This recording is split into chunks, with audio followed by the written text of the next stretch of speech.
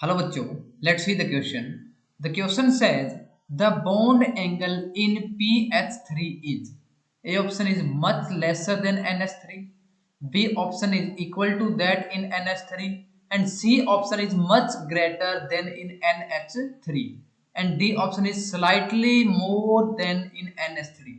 तो बच्चों बेसिकली यहाँ पे हमें इस क्वेश्चन के अंदर NH3 और PPH3 का जो बॉन्ड एंगल है उनका यहाँ पे देखना है कंपैरिजन।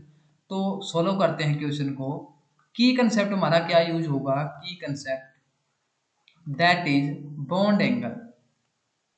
बॉन्ड एंगल तो हमें पता है बच्चों, जो बॉन्ड एंगल होता है हमारे पास वो किसके इनवर्सली प्रोपोर्शनल होता है? Size of central atom. Size of central atom, जितना बड़ा साइज होगा हमारे पास उतना ही उसका क्या होगा, हमारे पास बॉन्ड एंगल है वो कम होगा।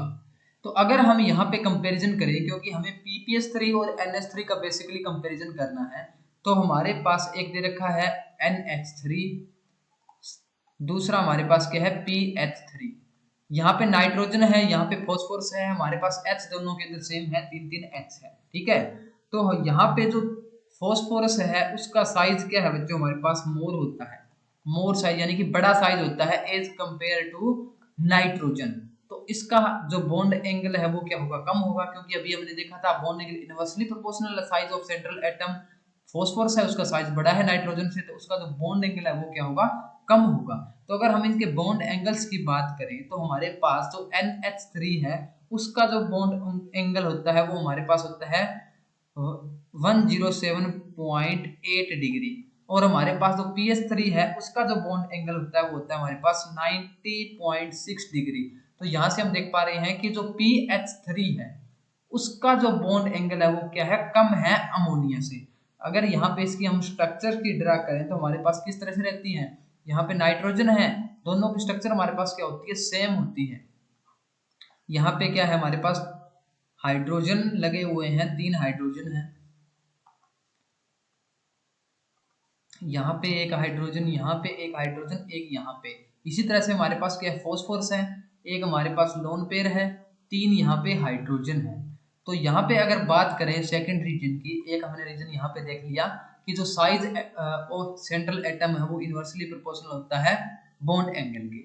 यहाँ पे क्या है? जो नाइट्रोजन है वो क्या है? मोर इलेक्ट्रोनेगेटिव है, किससे? हमारे पास फॉस्फोरस से। तो जिसकी वजह से क्या होगा, हमारे पास जो रिपल्सन होती है बॉन्ड पेयर की PH3 के अंदर वो क्या होगी? हमारे पास कम होगी। ठीक है, इसके अंदर जो हमारे पास जो बॉन्ड पेयर जो रिपल्सन होती है वो क्या होती है? कम होती है। अगर हमारे पास जो रिपल्सन है वो लेस होगी, बॉन्ड पेयर रिपल्सन, तो हमारा जो बॉन्ड एंगल है वो भी क्या करेगा? कम करेगा। हमारे पास क्या होगा? कम होगा बॉन्ड एंगल।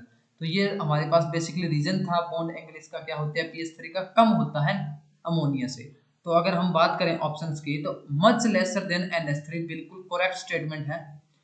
इक्वल नहीं होता है और ग्रेटर भी नहीं होता है और स्लाइटली मोर भी नहीं होता है।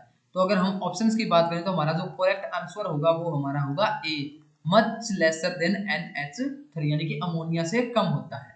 I hope you understood it well. Thank you.